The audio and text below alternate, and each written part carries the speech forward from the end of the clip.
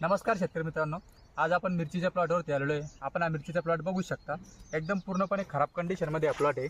इथे तुम्ही बघू शकता या मिरचीच्या प्लॉटवरती थ्रिप्स, आळी, पांढरी माशी याच्यामुळे पूर्ण प्लॉट खराब झालेला आहे।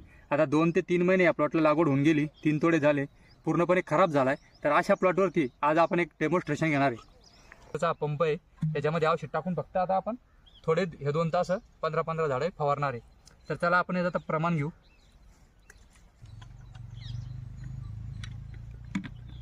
200 ml बरोबर आपण घेतलेलं आहे ते इथपर्यंत। आपण प्लॉट बघू शकतो, एकदम जवळून जर का बघितलं तर किती खराब कंडिशनमध्ये हा प्लॉट आहे।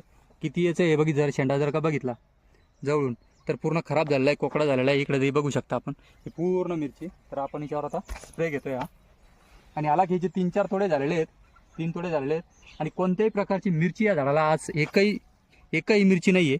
पूर्ण पाने थ्रिप्सनं पूर्ण खाल्लेले, एकदम खराब केलेले। कुठेही आपल्याला 1-2 फुल चमकलं तर चमकते, पूर्ण प्लॉट हा खराब आहे। अशा प्लॉटवरती आज आपण डेमॉन्स्ट्रेशन घेतोय।